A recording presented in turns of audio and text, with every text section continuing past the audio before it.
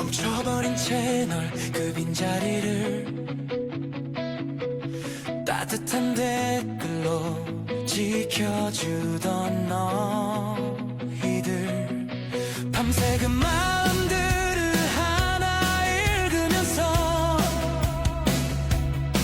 미안함과 고마움에 잠 못 잃었어. 괜찮다고 기다린다고 돌아오라는 그 말 나를 다시 일으켜 세운 너라는 빛. 지난 2년 한 걸음 떨어져서 본 세상은 거대 회사의 횡포 끝없는 규제의 벽 에이은 저만치 앞서가는데 길을 잃고 존중받지 못하는 설계사의 깊은 한숨 더 이상은 지켜볼 수만은 없었어. 돌아왔어 너의 곁으로 이젠 걱정하지 마. 차가운 현실의 벽 함께 넘어설 거야. 가슴 뛰는 내일을 향해 다시 한번 달리자. 진짜들을 위한 듯 너와 함께 시작할게. 안녕하세요. 팩트형 임평재입니다. 한 2년 만에 뵙는 것 같네요.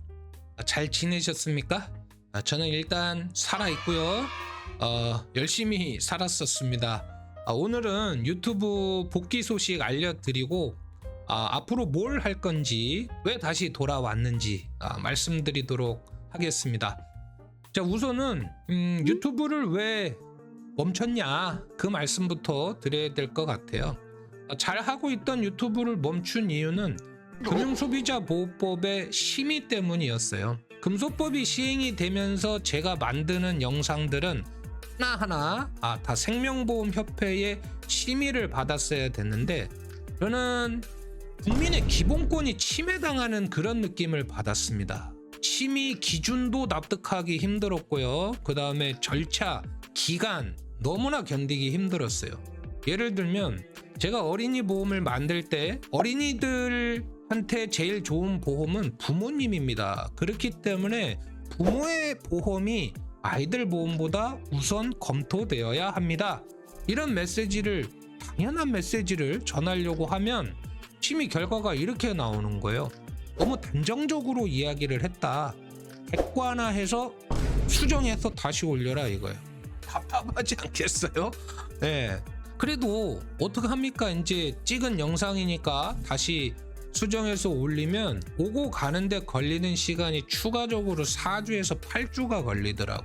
그러니까 10분짜리 영상 하나 올리는데 짧으면 한 달, 길면 3달이 걸리는데 야 이거는 아니다 싶었어요.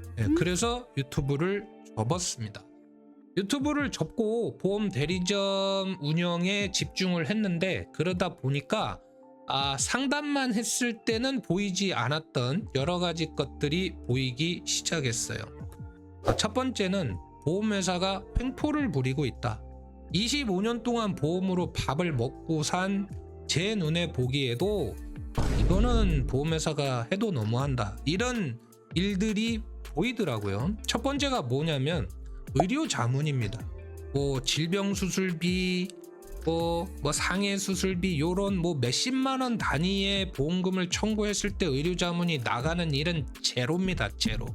어떤 경우냐? 암이나 뇌나 심장 같은 큰 질병에 걸렸을 때 혹은 온몸이 다 부서진 후유장애 같은 경우 아니면 비급여 치료로 수천만 원 정도의 필요비를 부담해야 되는 그런 경우에 보험을 청구를 하면 자기들이 내줘야 되는 보험금도 당연히 클 거 아닙니까? 그때 의료자문 카드를 써요.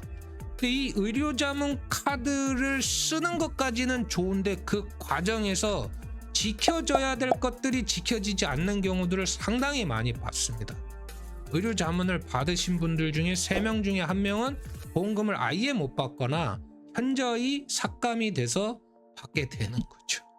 이거는 실제 당해보기도 하고 보기도 하니까 바꿔야 되겠다 이런 생각이 좀 들었어요. 약관도 그렇죠. 요즘 막 경쟁적으로 좋은 상품들 많이 만들지 않습니까? 그러니까 보험회사에서 상품을 영업하는 담당들이 있고 또 보험금 지급하는 담당들이 있는데 그게 라인이 다르다 보니까 만들어서 교육하는 사람들, 팔아야 되는 사람들은 막 다 해줄 것처럼 이야기를 합니다. 야, 이 상품 좋네? 하고 저희가 자신감을 갖고 판매를 해서 나중에 청구를 하게 되면 전 세계적으로 유례를 찾을 수 없는 다양한 방법들을 동원해 갖고서 보험금을 안 줄라 하더라고요. 대표적인 경우가 간병인 사용 일당이에요. 저는 25년 일을 하면서 허투루 살지 않았기 때문에 우리나라뿐만 아니라 다른 나라에서는 보험을 어떻게 하고 있는지도 정보들이 있는데 간병인 사용 일당을 청구하면서 세상 어느 나라에서 너 어디 있었어? 너 어디 있었는지 증거 대봐. 구글 타임라인 같은 걸 갖고 오라고 요청하는 보험사가 어디 있어요? 말도 안 되는 거지. 만약에 그거를 청구할 거였으면 미리부터 거기에다가 약관에다가 못을 박아놨었어야죠. 약관에 없는 거를 주장을 하고 있고 또 감독기관에서는 그거에 대해서 뭐라 하질 않아요. 2번 주는 질병수술비도 마찬가지죠.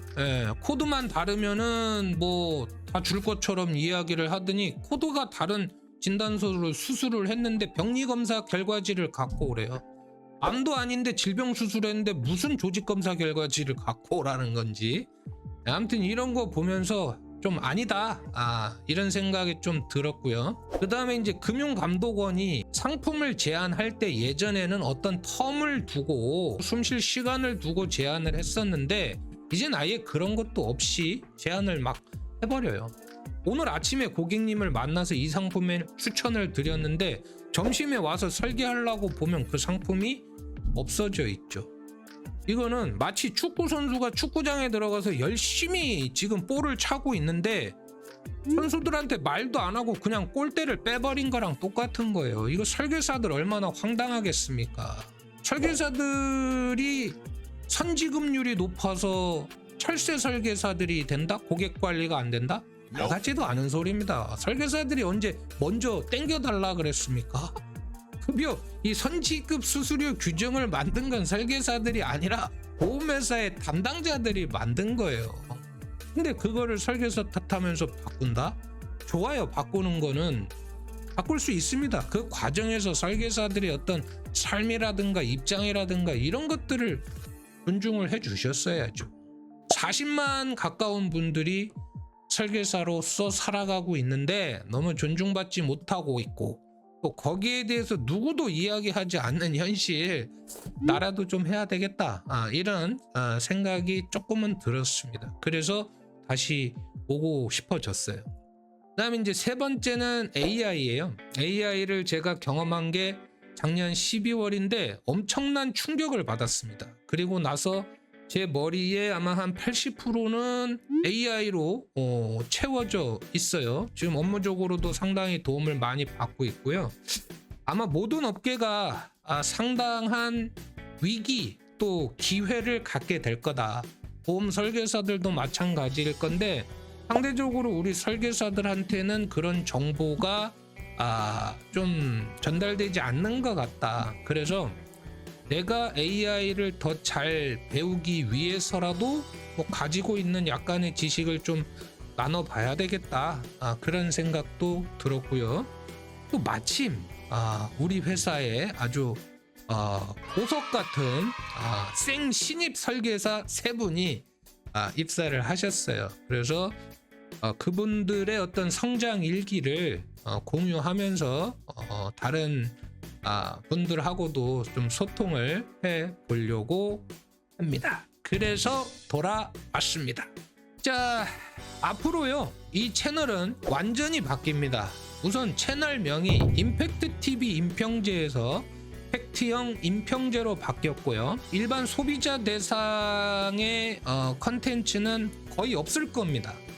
대신에 우리 찐 보험인을 위한 성장 플랫폼 AI 시대 찐 보호민을 위한 성장 플랫폼 요걸로 제가 밀고 갈 거예요. 그래서 구체적으로 다루게 될 내용들은 보험회사가 어떤 횡포를 부리고 있는지 제가 이슈화 할 겁니다. 어떻게 횡포를 부리고 있고 이게 왜 잘못됐고 또 어떻게 대응을 해야 되는지도 말씀을 드릴 거예요.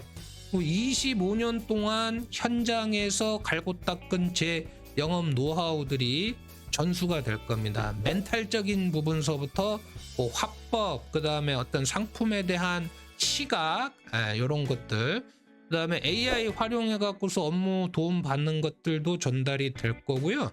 그 다음에 여러 가지 뭐 기사나 좋은 기사, 그 다음에 중요한 정책의 그 변경이 있을 때 그 배경이라든가 맥락, 앞으로의 영향, 이런 것들을 좀 알기 쉽게 전달을 해드리려고 해요. 어떻습니까? 막 듣기만 해도 설레이지 않습니까? 사실 2년 동안 제가 영상은 만들지 않았지만은 댓글들은 꾸준히 살펴봤거든요. 언제 돌아오냐, 팩트 형 보고 싶다, 빨리 와라, 막 이렇게 써주셨던 분들 진짜 눈물 나게 감사합니다. 이제 다시 돌아왔고요. 저 어디 안 갈게요. 다시 열심히 할 겁니다. 오늘 영상 올라가고 의료자문 관련된 영상이 하나 올라갈 건데 이거 거의 탐사보도 스트레이트 수준으로 만들었거든요. 요거 같이 공유해 주시고 응원 부탁드리겠습니다. 최소한 일주일에 1편 이상은 올릴 수 있도록 하겠습니다. 팩트형 임평재였습니다. 감사합니다.